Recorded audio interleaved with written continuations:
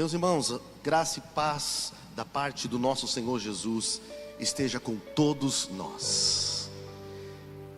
Bom participarmos de um tempo profético específico como esse, para abençoar o ano que chega e para também concluirmos este ano em aprendizado, edificação, crescimento e, por que não dizer, nesse processo de amadurecimento da fé e aperfeiçoamento do amor. É nesse ambiente do culto, da coletividade, aonde desenvolvemos os dons, ministérios, aonde aprendemos, nós aplicamos o amor fraternal e somos fortalecidos na fé. A todos presentes, nós queremos declarar que esta noite será uma noite marcante, porque o Espírito de Deus está aqui. Para quem está sintonizado conosco, onde estiver, a palavra de Deus é poderosa também para alcançá-los onde estiverem. Sentado como você está, abra as Sagradas Escrituras na primeira epístola de Paulo à igreja de Corinto, capítulo de número 3. Eu achei incrível esse resumo que o pastor fez de todos os dias, e fiquei captando aquilo que Deus está falando com a igreja, né? Nesses dias, respeitando essa ação do Espírito, usando diferentes ministros aqui.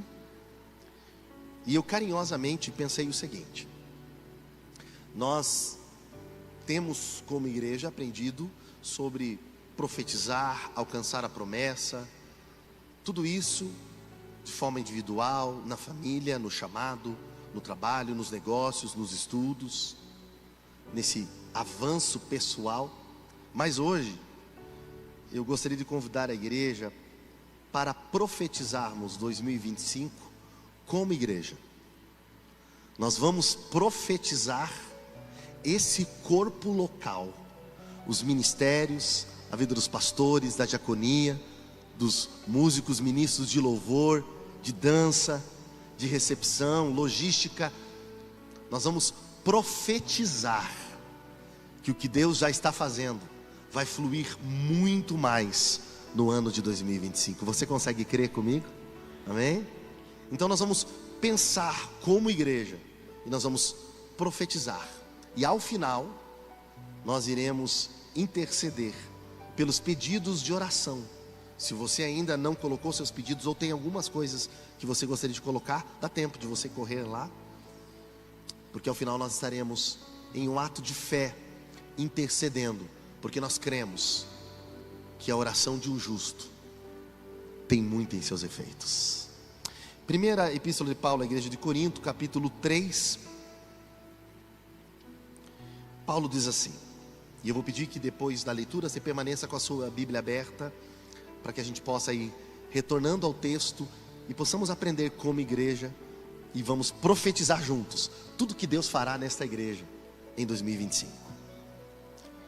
Irmãos, quando estive com vocês, não pude lhes falar como a pessoas espirituais, mas como se pertencesse a este mundo ou fossem crianças em Cristo, crentes carnais.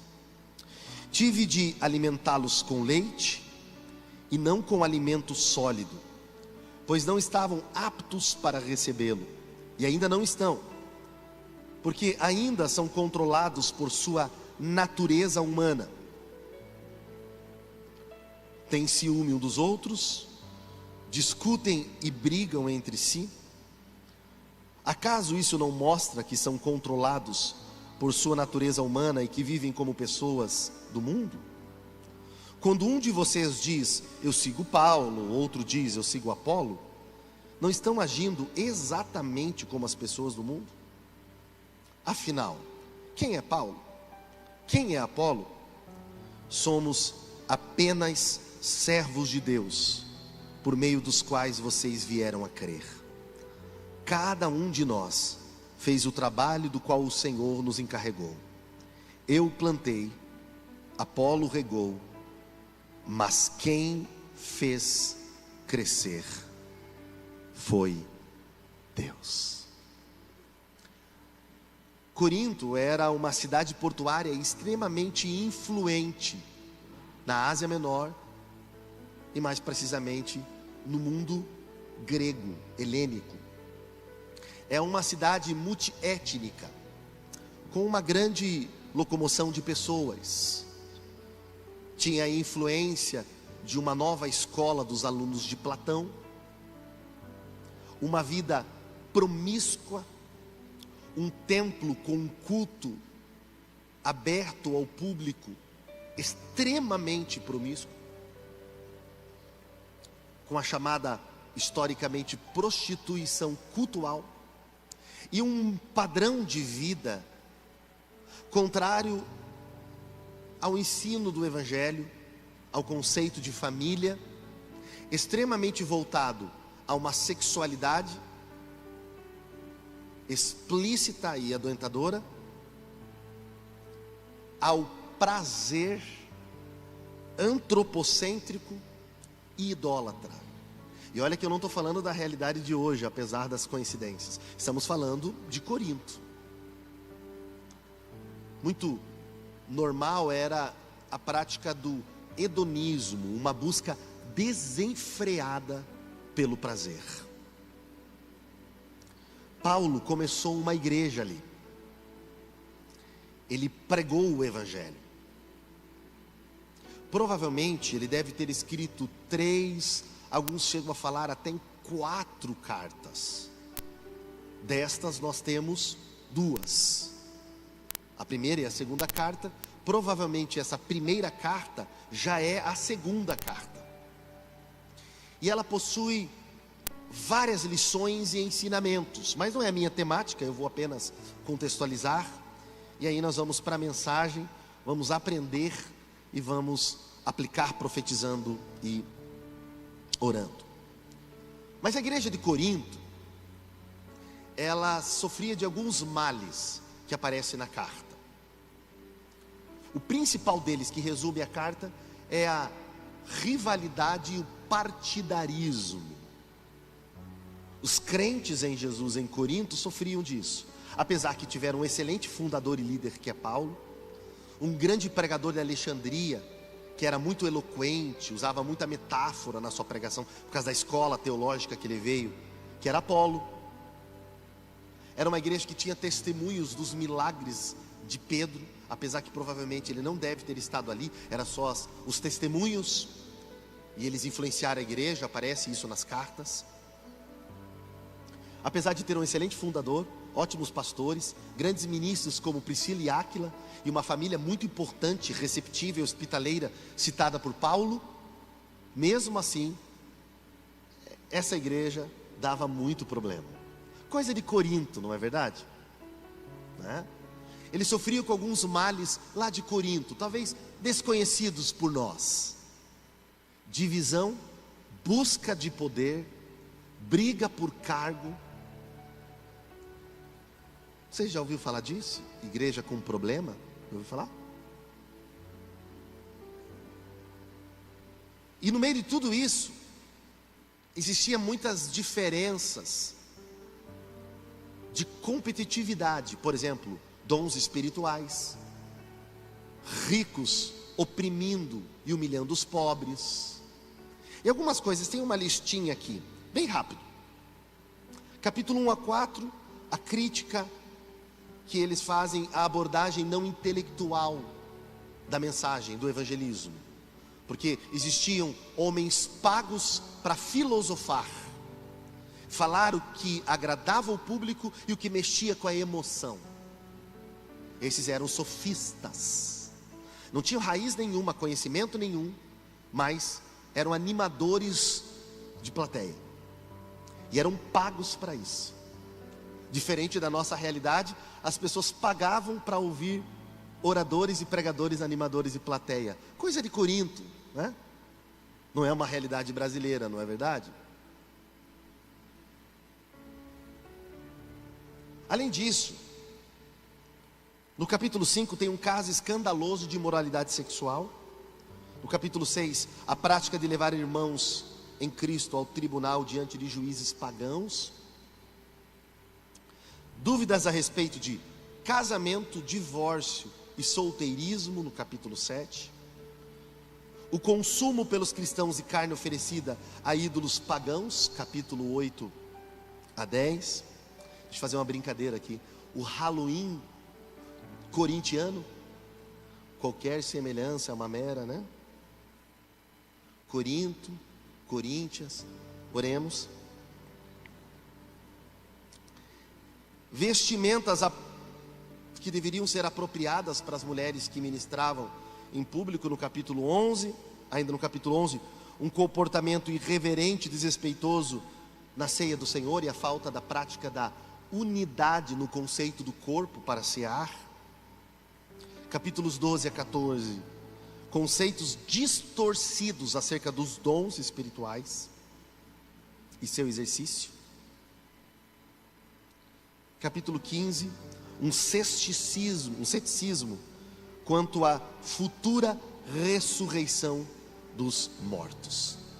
Uma igreja com leves problemas.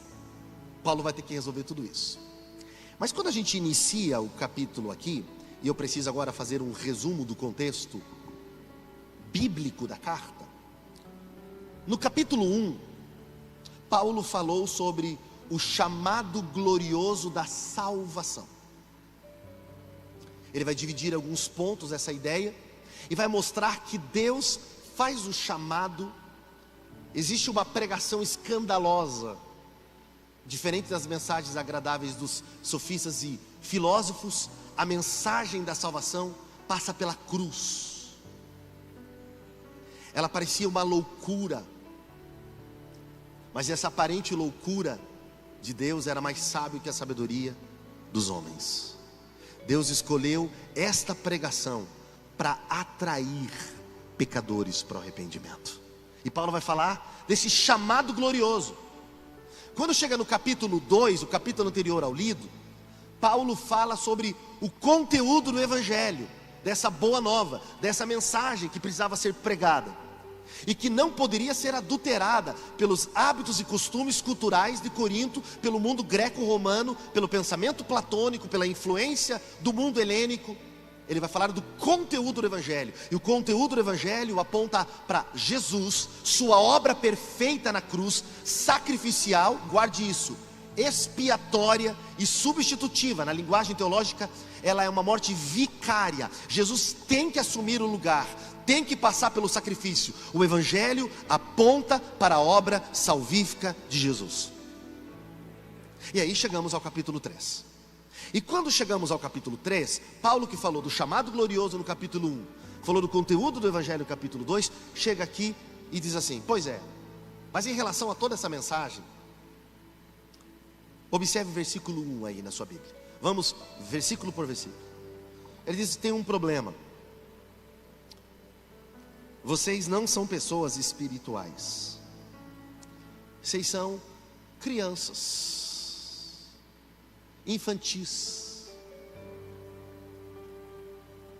Vocês são meninos, crentes carnais. Eu queria escrever para vocês como crentes espirituais, mas vocês são carnais, similares ao pessoal lá de fora, daquele sistema contrário a Deus, do mundo. E são crentes carnais, não espirituais. E a gente diria: ei, Paulo, não, calma aí, vamos conversar. A igreja de Corinto, que no capítulo 12, quando você vai lendo até chegar no 14, com o 13, com aquela bela poesia sobre o amor, Paulo, você até mandou fazer uma fila de profeta, de tanta gente com dons. Teve que dar uma segurada na manifestação dos dons, porque o pessoal literalmente, na linguagem carismática pentecostal, pegava fogo, estava até prejudicando a qualidade da pregação para o ouvinte que chegava. Você disse para dar uma equilibrada, fazer isso para edificação, de tanto poder. E você está dizendo que eles são carnais e crianças espirituais? Paulo diria sim. E por quê? E aqui eu quero agora explicar a divisão da mensagem e como nós vamos caminhar para ficar bem pedagógico essa noite, e essa conferência ter sentido para você. Nós vamos profetizar com base bíblica nesta noite. Então, nós vamos falar do versículo 1 ao versículo 4. Paulo, para falar da igreja de Cristo, compara a igreja com uma família. Anote isso. E o alvo, o objetivo desta família é maturidade.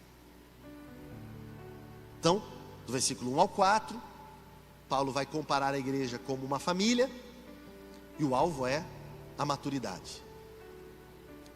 Do versículo 5 em diante, principalmente a partir do 6 até o 9, Paulo vai usar uma outra metáfora, vai comparar a igreja com uma lavoura, com uma plantação. Anote isso. Quem estuda teologia, essa é a exegese básica do texto e da carta. É o exercício que a gente faz estudando teologia. E qual é o alvo, pastor? O alvo é a quantidade. Então, como família, maturidade. Como lavoura, o alvo é quantidade, crescimento, frutificação, se quiser colocar uma palavra ideal com a linguagem de lavoura. E do versículo 10 em diante, Paulo vai comparar a igreja com um edifício / santuário, templo, e o alvo é qualidade. Então, para ficar gravado, repete comigo: maturidade, quantidade, qualidade. Vamos ver isso.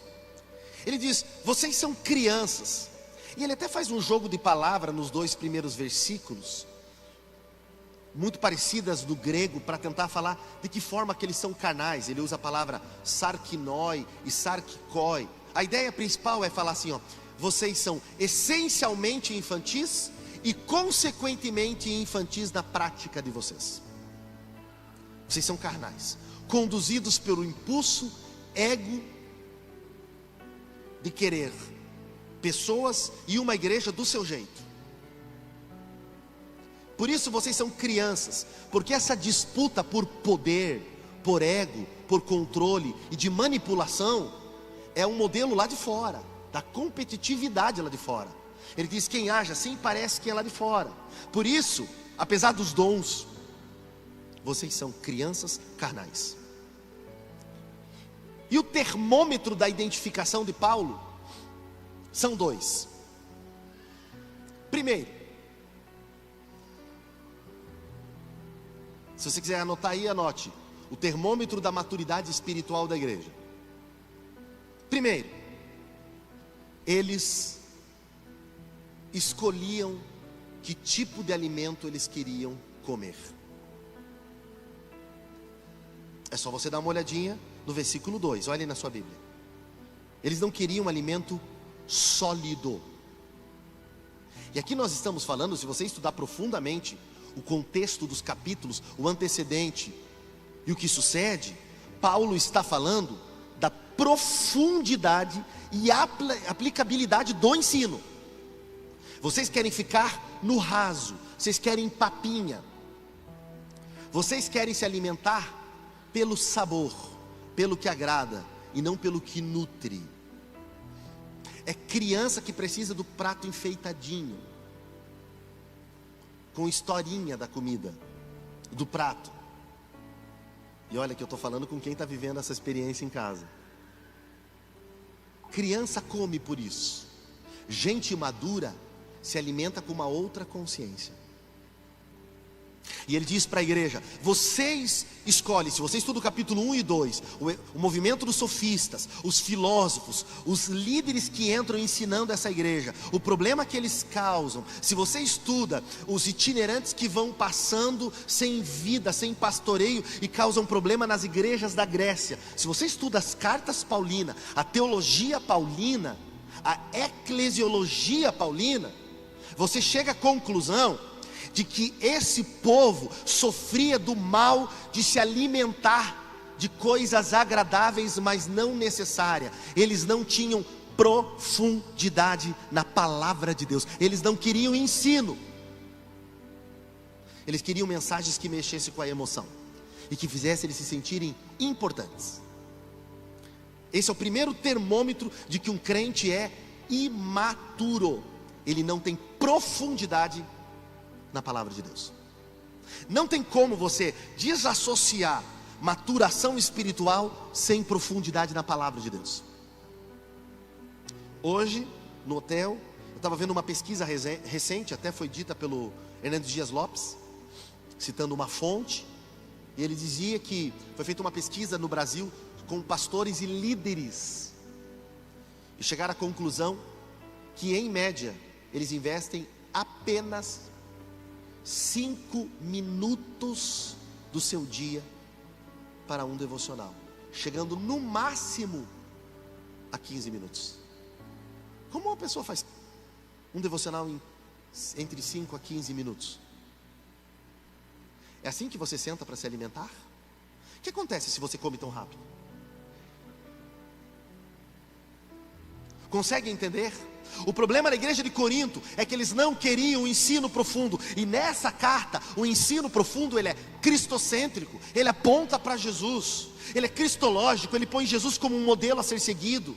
Ele está baseado no sacrifício de Jesus. É base soteriológica, base de salvação. É vida com Deus, é um modelo de vida de quem morreu para o seu ego e vive a partir do modelo de Jesus. Mas eles eram crentes carnais, que viviam em problemas, porque eles não tinham profundidade no ensino. A qualidade do alimento que você come determinará a sua maturação e a sua espiritualidade. E aqui eu preciso abrir um parênteses para dizer algo. É preocupante que hoje as pessoas são pastoreadas por pastores virtuais.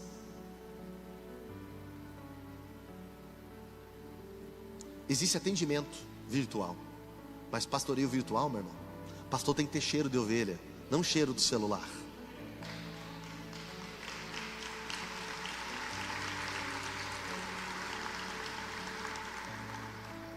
Você vai ter que ter choque, confronto, ensino, oração. Tem hora que vem o azeite, tem hora que eu passo só movimento assim, a vara, o cajado, e você... É isso. É assim que a gente amadurece. Você precisa ter ensino sistemático, semanal da palavra de Deus. Você precisa ter seu devocional, se alimentar das escrituras, senão nós seremos cristãos levados por todo o vento. O pessoal se desesperou na pandemia. O que vai ser da igreja? O que vai ser da igreja? Para você perceber como nós estamos mal acostumados do final do século XX para cá. Como que foi a maior parte da história, dos 2000 anos da história da igreja? Ela foi bem aceita? Foi bem tranquilo? A maioria dos líderes, daqueles que fizeram um trabalho apostólico nessa nação, foi bem aceito? É assim? Nós precisamos voltar a nos alimentar das escrituras. Paulo diz: vocês querem leitinho. Eu queria ensinar, mas eu nem posso, porque vocês querem um alimento assim, ó, que não dê nem trabalho para vocês comer. Conversava hoje com os pastores no almoço. Tem gente preparando mensagem por inteligência artificial. O pastor falava hoje do curso que infelizmente estão oferecendo aí, como preparar mensagem com inteligência artificial. Já não é mais comida no fogão a lenha. Fast food espiritual. É saboroso, é prático, não dá trabalho, mas não sustenta você, não alimenta você. A pregação é isso daqui, meu irmão. É Bíblia, é palavra, é nós ouvirmos o ensino, entendermos o ensino e praticarmos. Não tem nada. Eu não vim falar nada diferente do seu pastor aqui. Nada. Não existe nenhuma diferença em nenhum dos ministros que vieram aqui. Claro, cada um com dons específicos, com formas de ministrar, com histórias de vida, com preparos, com ministérios, mas nós somos um corpo. Você não tem que ser alimentado por gente da internet. Você tem que congregar e se alimentar da palavra de Deus. Mas há um segundo termômetro que aparece aqui, que demonstra a imaturidade. Observe comigo, por gentileza, a partir do versículo 3. Dá uma olhadinha aí na sua Bíblia, nesse versículo, na sua versão. Vá comendo a palavra, vá anotando, vá sublinhando. Olha lá. Eles eram carnais, por quê? O que controlava eles? Era o Espírito Santo? E tem um problema. Eles tinham uma coisa de Corinto, que graças a Deus para o Mato Grosso não tem: ciúme, discussão, briga, inveja.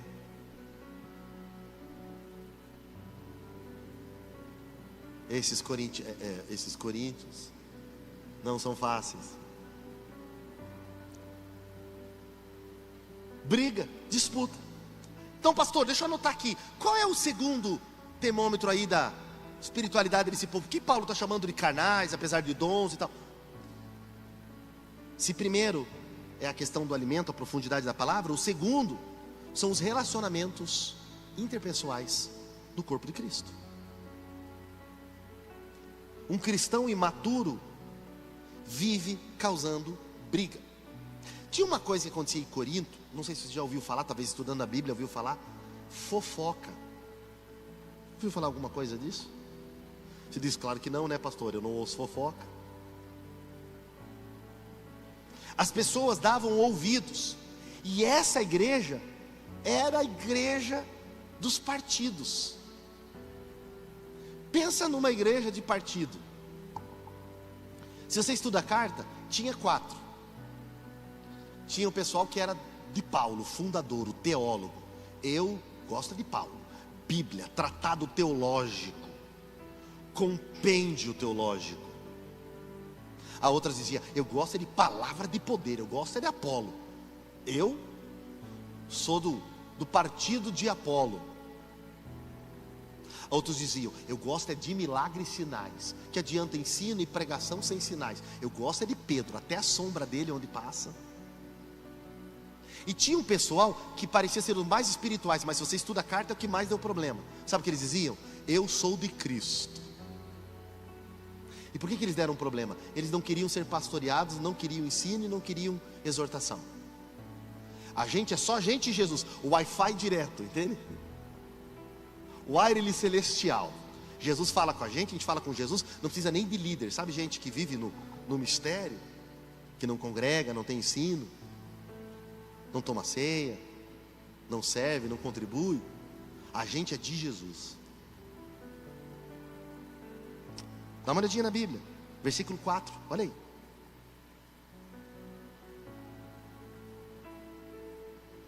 Paulo vai dizer, isso é coisa de gente do sistema lá fora. Isso aqui é forte que eu vou dizer, hein? Partidarismo é coisa do mundo. A igreja trabalha com unidade. E é importante dizer isso, pastores, porque nós vivemos uma época triste do nosso país. Família que não se conversa, irmão senta até do lado contrário da igreja, né? Se ele senta lá, eu sento do outro lado. Por quê? Porque são meninos, crianças espirituais. Quem escolhe o que ouve não tem profundidade. E quem vive em conflito é imaturo. Nós precisamos amadurecer. Somos diferentes. Na convivência, eu vou desgastar você e você vai me desgastar. Isso acontece no casamento, pai e filho, filho e pai. Acontece com o cônjuge, acontece com amigos, acontece na igreja. Mas como dizia um sábio, o amor nos une, o que nos mantém unido é o perdão. A gente tem que aprender a se amar e perdoar, porque a igreja era boa até nós chegar lá. Mas a gente tem que lembrar de uma natureza. A natureza da igreja não é humana e não é terrena, ela é espiritual. Jesus fundou a igreja. Essa igreja é de Cristo. Nós somos membros um dos outros. A cabeça é Jesus. Precisamos uns dos outros. Tem lugar para Pedro, tem lugar para João, tem lugar para Tomé, tem lugar para todo mundo, meu irmão. Aqui é corpo. Perdoe, ame, releve. Saia dessa lógica de que eu vou provar que eu estou certo, tenho razão. Diante de Deus, ninguém tem razão. Todos dependemos da misericórdia. É mais importante a paz, o amor e o perdão do que dizer que você está certo. Pare com isso. Essa é uma igreja.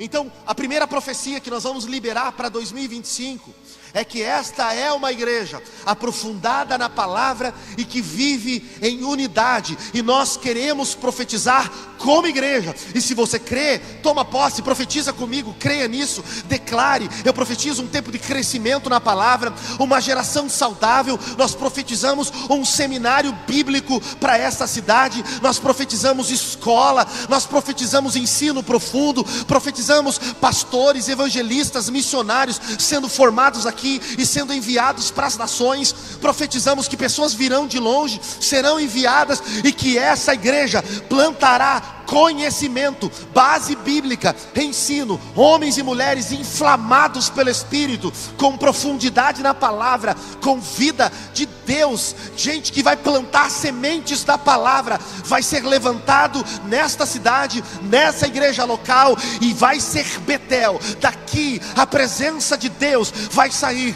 Essa igreja é uma casa, ela é uma tenda de amparo, e ela vai gerar vida, palavra, mas em unidade de propósito, em comunhão. Nós repreendemos espíritos de facção, de divisão. Nós rejeitamos qualquer resquício do passado. Esse é um lugar que tem retidão, esse é um lugar que tem santidade, que tem comprometimento, porque a bênção de Deus está sobre este lugar.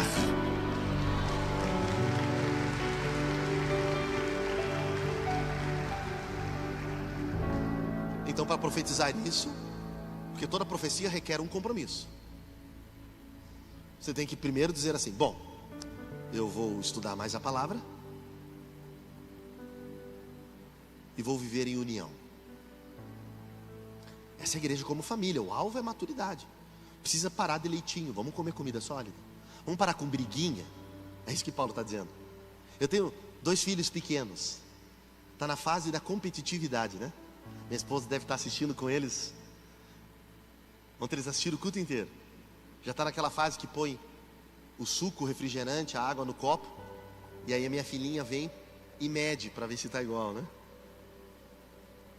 Dá um abraço num, o outro já aparece. Perguntas como: quanto você me ama? Começaram a surgir nas conversas agora. Quem fica nessas disputas é criança. Olha, o pastor não citou meu nome. A pastora passou, a irmã do meu lado, ela cumprimentou e tocou no braço e deu um sorriso. Para mim, cumprimentou e deu sorriso, não tocou no braço. Tem alguma coisa? Sério? É sério? A gente vai ter que ficar gastando gabinete pastoral para isso? Vamos crescer, gente? Vamos crescer? Amém? A gente cresce assim: Bíblia e unidade. Inclusive nas diferenças, tá? Aquilo que mais incomoda você no seu irmão, no seu cônjuge, no seu patrão, no seu amigo, no seu vizinho, fala mais sobre você do que ele. Mas esse é assunto para outro dia. Vamos lá. Agora o versículo 5, ele é muito importante, porque Paulo resolve essa questão do partidarismo sem se colocar acima. Paulo poderia dizer: ei, quem fundou foi eu. Calma aí, quem tem mais história nessa igreja sou eu. Não, não. Observe o versículo 5. Olha o que Paulo diz. Quem é Paulo? Quem é Apolo? Só que o grego não é quem é. O grego é mais... é o que é. O que é Paulo? O que é Apolo? O que é? O que somos nós? Daqui a 100 anos, aonde estaremos? A maioria de nós nem vai estar aqui. Deus vai ter levantado outras pessoas. A obra continua sem nós. Gente muito mais usada por Deus, gente que vai estar falando com a sua geração, gente que vai estar plantando, gente que vai estar levando o evangelho. A gente vai passar. O que é? O que é? Sabe quem nós somos? Diz Paulo: apenas servos. E a palavra que ele escolheu para servo talvez seja a palavra mais simples no original para servo. Num português prático, a gente é só uma ferramenta. A gente é o encanamento pelo qual a água passa. Paulo diz: somos apenas servos de Deus, por meio do qual as pessoas vieram a crer. Mas leia aí no versículo por que elas vieram a crer. Porque foi o Senhor que fez isso através de nós. A gente foi instrumento para elas crer, mas quem gerou a fé neles foi o Senhor. No final das contas, tudo é dele, por ele e para ele. Se Deus nos usou, se Deus te usou, se Deus me usou, é porque Ele é muito bom apesar de nós. Ele diz: tira o foco de Paulo e Apolo e lembra que eles são apenas servos. Vamos servir uns aos outros. A gente é apenas uns servos, um dos outros. Mas agora, a partir do versículo 6, ele vai usar uma outra metáfora: a lavoura. E naquela vida agro-pastoril, faz muito sentido. Ele diz assim: eu plantei e Apolo regou. Mas quem fez crescer? Sabe quem faz a igreja crescer? É Deus. É Deus que traz aqueles que hão de se converter. Mas isso acontecia na igreja primitiva, quando partiam o pão, permaneciam na doutrina dos apóstolos, tinham tudo em comum, serviam uns aos outros, havia a ideia do oikos. Era literalmente Betel que fazia cada casa um Betel. Dá para entender isso? Paulo vai comparar a igreja como uma lavoura. E o alvo, eu disse na introdução, é a quantidade, é a frutificação. Olha lá, ó, Deus dá crescimento. Deus quer que a igreja cresça. Deus dá o crescimento. Crescimento é divino. Mas para o crescimento acontecer, um planta e outro... Eu não tenho tempo hábil para falar de detalhes. A gente podia aprender muito com a figura do que é plantar, porque plantar é um desafio. Ainda mais quando é um terreno que não parece fértil. Plantar não é algo que dá ibope. É trabalhoso plantar. Mas cada um tem um diferente chamado. Quem planta precisa respeitar quem rega e vice-versa. Mas sempre precisa lembrar que é Deus que dá o crescimento. O alvo é o crescimento. E parece-me que nós temos dois problemas aqui para resolver: numerolatria e numerofobia. Já ouviu falar? Tem gente que não quer que a igreja cresça. A igreja tem 30 anos de história, 15 crentes, e diz: é assim mesmo. Ah, está tudo, oh, aleluia. Tem 15, a irmã está grávida, está vindo o 16º. A igreja não evolui, não cresce, não tem novos membros, não tem batismo. Oh, é assim mesmo. É sinal da volta de Jesus. Mas tem a numerofobia, gente que só pensa em números. Você senta com ministros para conversar, você pergunta: você está bem? Como é que está a família? Como é que está a tua saúde? Ele responde assim: ó, a minha igreja está enorme, tem tantos membros. Ambos extremos são perigosos. Foque, não no número, foque no dom que Deus te deu. Cada um aqui precisa cumprir o seu ministério, o seu chamado, e exercer os dons no Espírito, para a edificação do todo. Tudo que for feito aqui tem que edificar todo mundo. Músicos que me ouvem, com a permissão dos pastores eu preciso dizer isso. Se vai fazer um solo, teu solo vai fazer o pessoal prestar atenção melhor na letra, vai engrandecer a música musicalmente, vai preparar o ambiente, faça. Teu solo fez você dizer: uau, que versatilidade, hein? Nossa. Na verdade ninguém sola igual eu. Não sole. Você vai trazer uma informação teológica na hora da pregação, ela enriquece o texto, faz a igreja entender melhor a ideia. Excelente. Você traz uma informação e você diz: uau, vamos falar a verdade, eu prego diferente. Não faça então.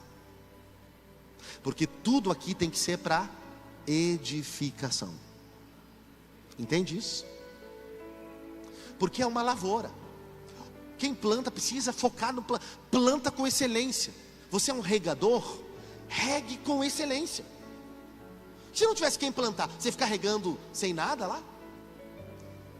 Mas se não tivesse quem pudesse regar e você plantou, o que adiantava?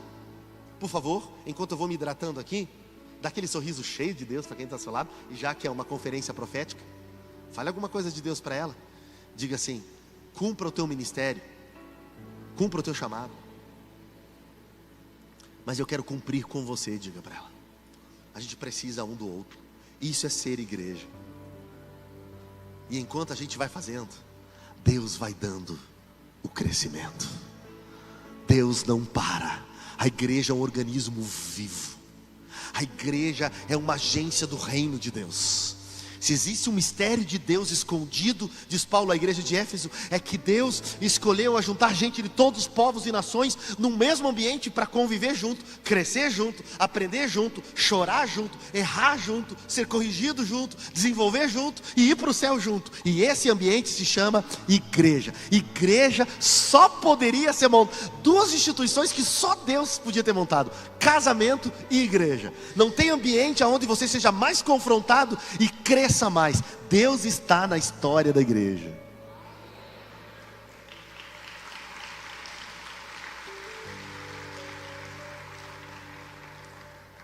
Esse é o ensinamento. Versículo 7. Preste muito atenção ao 7. Você vai precisar dele quando Deus começar a te usar. E eu vou dar uma sugestão pastoral. Tenha uma pessoa madura, de preferência mais velha, que tenha liberdade para colocar o dedo na sua ferida. Olha o que diz Paulo. Paulo eu acho bem tranquilo Paulo. Queria Paulo nas nossas conferências, né? Não importa quem planta ou quem rega. Quem planta e quem rega, não adianta se achar. Não adianta se achar, eu sou o plantador mor da Batista Betel. Nossa, pastor, ninguém rega. Olha, eu tenho até umas manhas assim, pastor, quando eu vou regando, o senhor não tem noção. Eu rego até de lado, ó. A gente não é nada, porque Deus é que faz crescer. Eu tenho uma palavra profética para 2025. Profetiza comigo. Entra comigo nessa guerra. Entra em posição. Levante suas mãos sem ira e sem contenda. Eu profetizo o maior ano do crescimento com maturidade, enraizamento e saúde para esta igreja na sua história. Eu profetizo sobre a igreja IBN Betel, Lucas do Rio Verde. Escute essa palavra. A bênção de Deus vem como torrentes de águas vivas. Deus vai trazer habilidade para quem planta e quem rega. Haverá saúde de Deus nas raízes, haverá saúde de Deus na terra. Deus remexeu muito essa terra nesse ano, mas prepare-se, Deus está levantando gente habilidosa. A unção do Espírito Santo está vindo sobre esta noiva local. A igreja crescerá com saúde, com habilidade, com preparo, com crescimento, com amadurecimento, com gente cheia de Deus. Eu profetizo o tempo do crescimento histórico dessa igreja. Esse lugar já é pequeno. Deus está trazendo um grande número de pecadores para arrependimento, filhos pródigos para restauração, cura e transformação, famílias para serem restauradas, ministérios para serem restaurados, milagres, cura, batismo, derramar do Espírito, salvação. Deus vai fazer um grande mover profético sobre esta igreja, e nós declaramos: o tempo é hoje, chegou, Deus está neste lugar.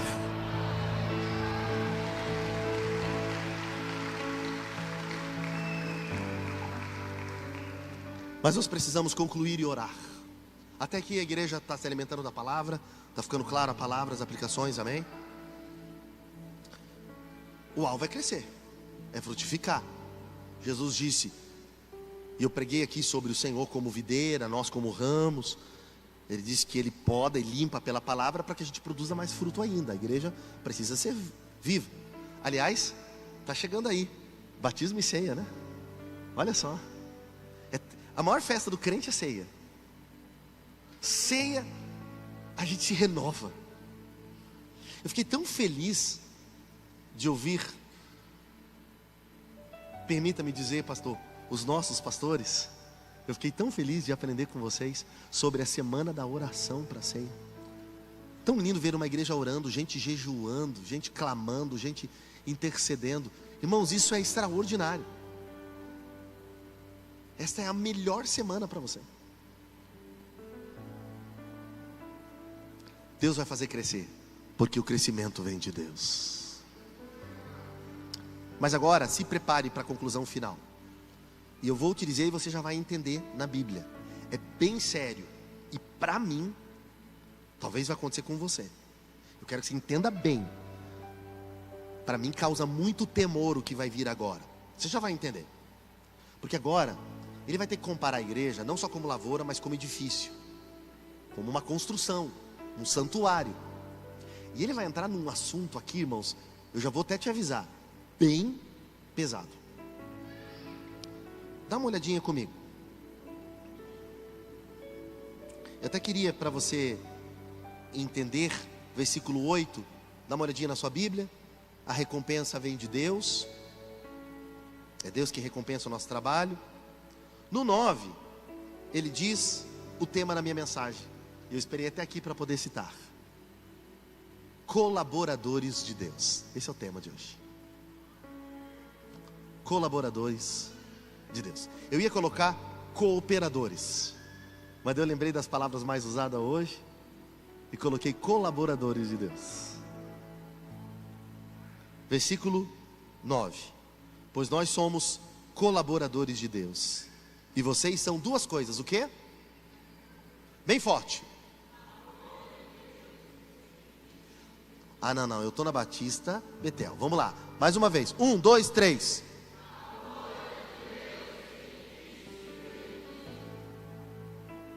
Dá para um glória a Deus aí, irmão? Dá para dar uma glória a Deus? Nós somos lavoura e edifício, mas é de Deus. Há uma natureza divina aqui na igreja. Só que, já pensamos como lavoura. Agora, como edifício, o alvo é qualidade. Por quê? Versículo 10. Pela graça que me foi dada, eu lancei, diz Paulo, e ele foi o fundador dessa igreja, um alicerce como um sábio construtor, um construtor competente, qualificado. O alicerce é Jesus, mas precisa construir de forma sábia, porque não adianta estar com o alicerce certo, mas com a construção errada, e como veremos logo, com os materiais equivocados. Precisa ter o alicerce, mas construir sobre o alicerce da forma correta. Ele se coloca aqui como um sábio construtor, um competente. E ele diz: eu comecei essa construção aqui da igreja em Corinto, agora tem outros fazendo isso. Mas olha o final do versículo. Mas você tem que saber, quem constrói sobre o alicerce, ele precisa ter muito cuidado. As versões como Almeida vão dizer: que tipo de material, que tipo de construção, que tipo de elementos você usa, qual a qualidade do teu trabalho quando você constrói sobre o alicerce. O alicerce é Jesus, mas que tipo de construção nós estamos fazendo na igreja? Somos cooperadores, colaboradores que trabalham com qualidade, porque é muito sério ser igreja. Eu disse que profetizar causa responsabilidade. Então vamos ver o que nós vamos ter que fazer para a gente poder profetizar e a palavra se cumprir, para que não sejam palavras vazias. Próximo versículo, versículo 11, está claro, ele diz: ninguém pode lançar outro alicerce, é Jesus. Tudo bem, a igreja tem que ser cristocêntrica, é Jesus. Não tem outro Salvador, não tem outro Senhor, não tem outro método, nada, tem que combinar com Jesus. Mas, próximo versículo, aqueles que constroem, podem construir sobre o alicerce que é Jesus com um monte de material, ou não pode? Aí, olha essa dubiedade interessante de Paulo. Paulo era incrível nas suas palavras. Ele vai comparar materiais distintos. Primeiro, de muito valor e duradouro: ouro, prata e pedras preciosas. Quem lembra da história dos 3 porquinhos? O pessoal aqui mais gospel, né? Fala: nunca ouvi isso na escola dominical. Sabe, você pode construir sobre alicerce com elementos duradouros. Mas deixa eu fazer perguntas práticas. Irmão, ouro, prata e pedra preciosa é barato ou é caro? Está na superfície? Você olha ali para fora quando você sai de casa e você encontra um monte sobre a superfície? Para encontrar você tem que fazer o quê? Tem que cavar, garimpar. Porque as coisas mais duradouras e preciosas, anote isso, as coisas mais duradouras e preciosas, elas são mais profundas. Pegando o contexto do capítulo 1, 2 e 3, a igreja precisava sair da coisa rasa, precisava edificar a igreja no ensino, mas um ensino e uma prática profunda, duradoura, contínua. Não troque o permanente pelo momentâneo. A igreja precisa construir sobre o alicerce, mas com os materiais corretos, e esses materiais não são baratos. Infelizmente, tornaram na nossa geração o belo em profano, baratearam a cruz. Diz um teólogo muito sábio de São Paulo, que ele passava perto de uma quermesse, daquela realidade da igreja romana, e tinha uma placa de alguém que, sem pensar na frase, só botou lá a placa. Estava escrito assim, ó: cruz em promoção. E de fato, apesar de ser cômico, pensar na cruz mais barata, é isso que fizeram com o evangelho.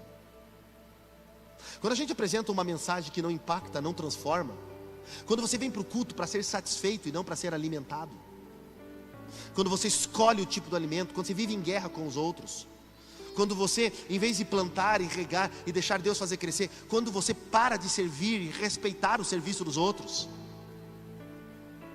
e quando você está fazendo tudo isso, você está construindo com elementos não duradouros. Projeta o versículo. Olha os outros materiais passageiros. Quais são que Paulo coloca? Olha no mesmo versículo: madeira, feno e palha. É muito mais fácil construir, é bem mais rápido, menos trabalhoso, mas é menos duradouro. Fala para quem está próximo a você, inclusive estiver em casa, quem estiver nos assistindo, diga para ela: não troque o eterno pelo temporário. Que tipo de material a gente está construindo? Eu falei que ia falar com a igreja local hoje, né? Então vamos lá, eu vou cumprir o que eu falei na introdução. Para a gente profetizar 2025, deixa eu falar com pastores mais uma vez, permissão, eu não quero ser antiético. Você é líder de um ministério, que tipo de material você está construindo? Qual é a qualidade do serviço? Porque como construção, o alvo, diz Paulo, é a qualidade. Você já imaginou se essa igreja estivesse construída de feno e palha? Só com uma madeirinha assim por fora? Um madeirite?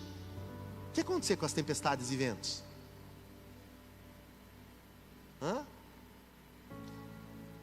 Lembra de Jesus falando sobre a casa, sobre a areia ou sobre a rocha? Que elementos nós... Como que você faz quando você vai cantar? Você vem me louvar ao Senhor? Você ensaia? Você tem estudado técnica vocal? Músicos, você estuda música? Você está fazendo cursos de aperfeiçoamento? Hoje tem até online, você estuda em casa. Você está estudando outras áreas musicais, outros timbres, outras linhas harmônicas? Pregadores que me ouvem, você estuda comentário bíblico? Abandona inteligência artificial, vá para sabedoria espiritual. Gostei dessa, essa eu inventei agora, né? Nossa, o pessoal que põe aquela frase, dá para montar uma frase, né? Logo eu recebo um telefonema do Elon Musk. Vá para a sabedoria espiritual. Vamos construir. Irmãos, construção é rápida? Custa muito?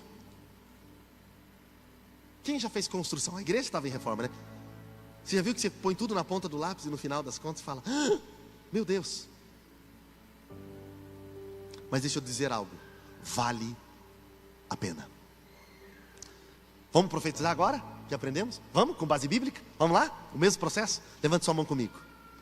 Eu quero profetizar solidez, continuidade para os filhos dos filhos, até que Jesus volte. Esta será uma igreja com qualidade. Terá maturidade, quantidade, mas qualidade na construção. Homens e mulheres com excelência, que cantarão bem, tocarão bem, servirão com qualidade, pregarão com conhecimento, intrepidez e poder do Espírito.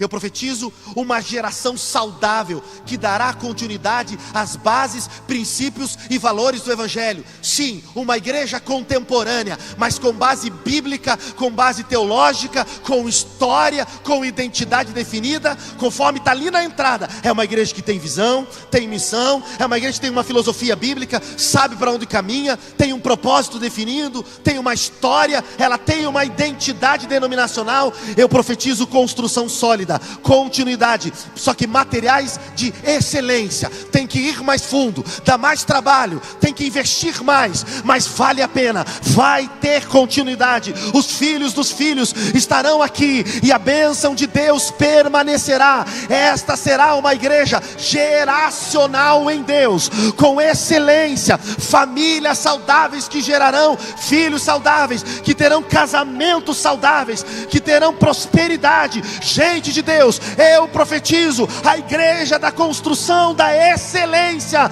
para a glória de Deus. E quem crê, adore ao nome do Senhor.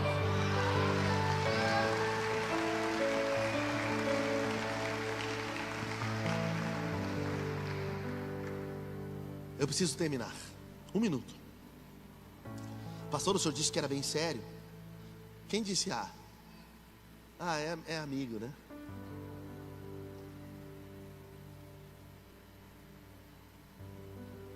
Eu disse que era sério e é mesmo. Quer ver onde me dá temor? Vamos lá? Pastor, mas por que precisa dessa excelência? Precisa mesmo? Não dá pra gente assim, né?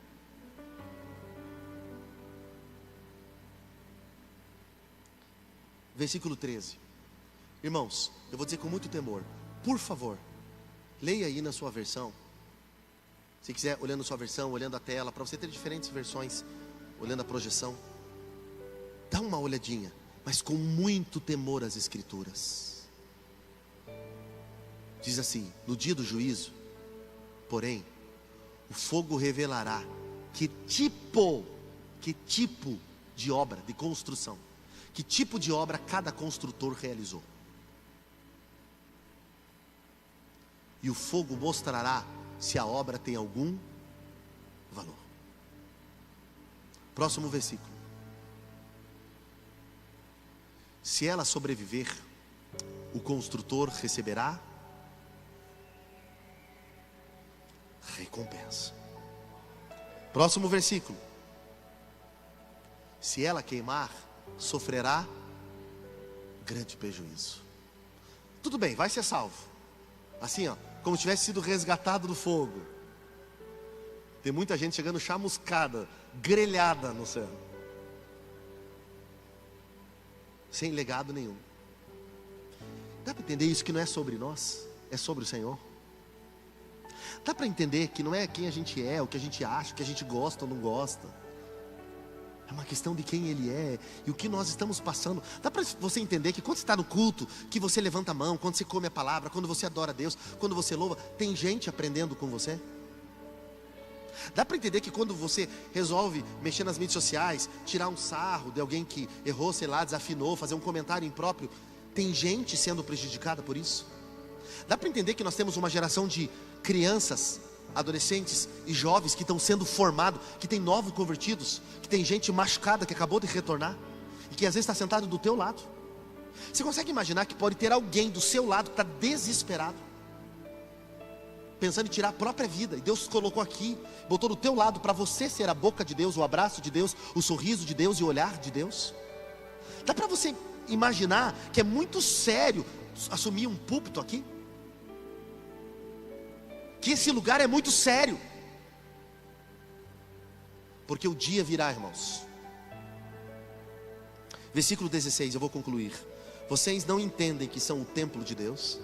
Será, igreja, que a gente não entende que o Espírito de Deus habita em vocês?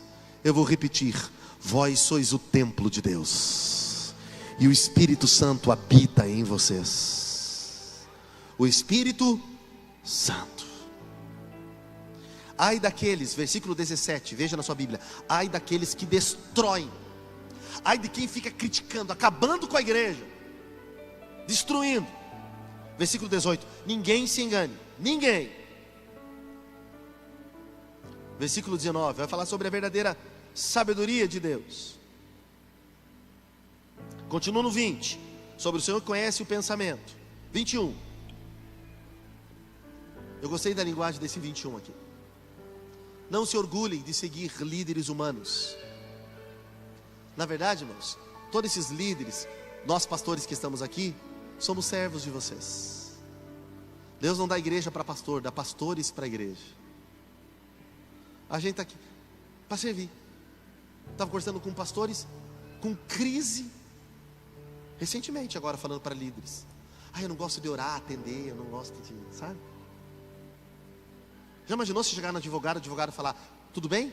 Fale sobre tudo, menos sobre problemas judiciais e legais. É só disso que falam comigo. Não imaginou? Chega no médico, no cardiologista, ele diz: vamos conversar sobre qualquer assunto, menos problema do coração, não aguento mais. A gente não é nosso dono. Deus chamou a gente para servir. Você é líder dessa igreja, você foi chamado para servir. O maior no corpo é quem mais serve. É igual Jesus, não veio ser servido, veio servir e dar sua vida. É isso mesmo. Sim, Deus vai nos desgastar por amor ao seu reino. Nós somos chamados. Olha o próximo, olha a continuação do texto. Olha que extraordinário. Olha essa linguagem de Paulo. Mas observe a continuação e aprenda o que a palavra de Deus, próximo versículo, tem a nos dizer. A gente pertence a vocês. Eu termino aqui. Mas vocês são de Cristo. E Cristo é de Deus. Aleluia. Uau. Estudamos um capítulo inteiro. Colaboradores de Deus. Por isso, eu termino dizendo: profetize 2025 como igreja. O Espírito de Deus está em nós.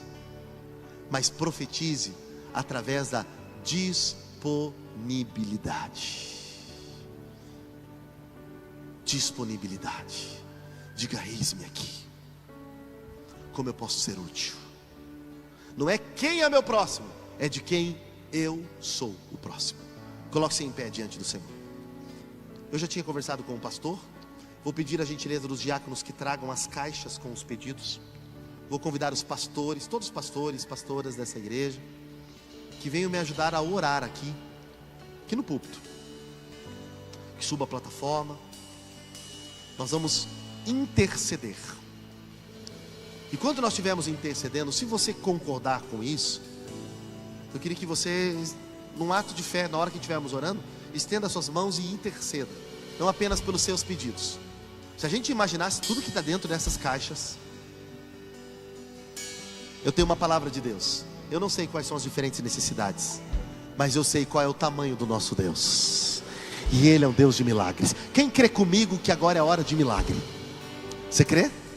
Quem crê no sobrenatural de Deus? Tem gente que crê? Agora é a hora. Se aproxima, por gentileza, aqui pertinho. Venham pastores, pastoras. Agora é a hora do clamor. Nós vamos interceder agora. Se os pastores puderem estender suas mãos, nós vamos clamar. E nós vamos encerrar esta campanha botando só um ponto e vírgula, porque ela está encerrando como uma conferência, mas está iniciando agora como prática. E hoje tivemos uma palavra prática de como nós vamos viver como igreja em 2025. Maturação, quantidade, qualidade, porque nós somos uma família, somos uma lavoura e somos um edifício. Deus está neste lugar. Estenda suas mãos. Estenda suas mãos agora. Como igreja, você vai interceder por essas pessoas. Eu vou passar ao pastor Pascoal, que é a autoridade pastoral, respeitando isso no mundo espiritual. E ele vai clamar, e nós vamos estar aqui na intercessão. Eu creio em milagres. Estenda sua mão para cá. Pai, no nome de Jesus, como igreja, em uma só voz, em unidade, Pai, em um só espírito, em uma só fé, em uma só esperança, nós estamos aqui apresentando diante do Senhor cada um dos pedidos de oração que foram feitos ao longo desses dias, Pai. Nós também colocamos diante do Senhor aquele que ainda está no coração, aquele que está na mente, aqueles que serão depositados nessas caixas ao longo deste mês de dezembro. Pai, o Senhor sabe quais são as nossas necessidades, o Senhor sabe quais são os nossos sonhos e os nossos projetos. Nós estamos consagrando eles diante do Senhor nessa noite, e nós estamos fazendo isso porque nós cremos no Senhor. Nós cremos que o Senhor é um Deus de graça, um Deus de misericórdia, um Deus de poder, que é poderoso para fazer infinitamente mais, além daquilo que nós pedimos ou pensamos, segundo o poder que opera em nós. Por isso, Senhor, em o nome de Jesus, receba, Senhor, a nossa oração nessa noite. A Tua palavra declara, e nós cremos, que diz que tudo aquilo que nós concordarmos na terra, ligaremos na terra e será ligado no céu, e assim o Senhor realizará, cumprirá, atenderá. Pai, no nome de Jesus, Pai, pela fé nesta noite, nós estamos declarando, Pai, vem, Senhor, vem cumprir, Deus, com aquilo que nós precisamos. Vem, Pai, selar no Espírito aquilo que nós estamos pedindo, e profeticamente, que o Senhor venha operar os milagres na vida dos meus irmãos, nas suas famílias, sobre a vida dos seus filhos, sobre o trabalho, sobre a saúde. Pai, em nome de Jesus, vai operando, Deus, de forma sobrenatural, os sinais e as maravilhas, para a glória do Teu nome. Deus, que haja no ano de 2025 muitos testemunhos, Pai, a respeito daquilo que foi depositado pela fé nestas caixas, para que pelo testemunho de muitos o Teu nome seja glorificado, a fé da igreja seja fortalecida, e muitos venham a crer que existe um Deus sobre a Igreja Batista Nacional Betel. Pai, nós cremos profeticamente que milagres acontecerão, o extraordinário, o sobrenatural de Deus se manifestará sobre a nossa vida. Pai, em nome de Jesus, vai retirando todo obstáculo, todo impedimento, toda barreira para o fluir dos milagres do Senhor sobre a nossa vida, e que se cumpra para a glória do Teu nome tudo aquilo que tem sido pedido. Para Deus, que o Teu nome seja exaltado, o Teu nome seja engrandecido, o Teu nome seja glorificado, Pai. Assim nós oramos, nós cremos, nós tomamos posse em o nome de Jesus. Amém, amém e amém. Eu vou construir minha vida em Ti. Tu és meu. Declare isso, declare. Eu vou confiar somente em Ti. Não vou ser abalado. Declare.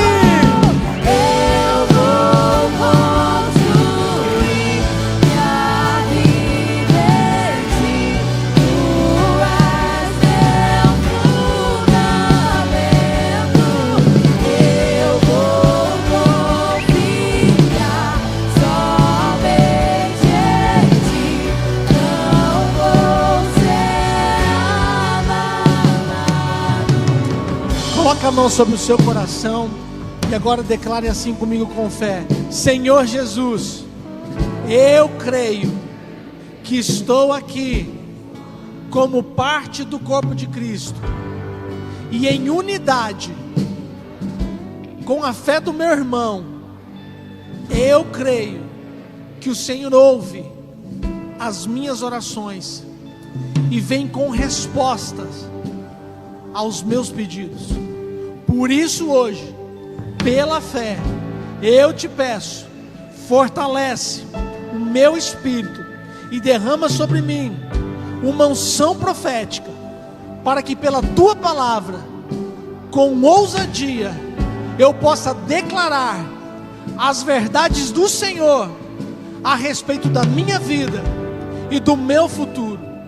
Pai, no nome de Jesus, me use com autoridade e sabedoria para edificar o que o Senhor tem para mim, para que assim, através das grandes coisas que o Senhor realizará na minha vida e através da minha vida, o teu nome seja engrandecido para a glória do nome de Jesus. Amém, amém. Aplauda o nome do Senhor.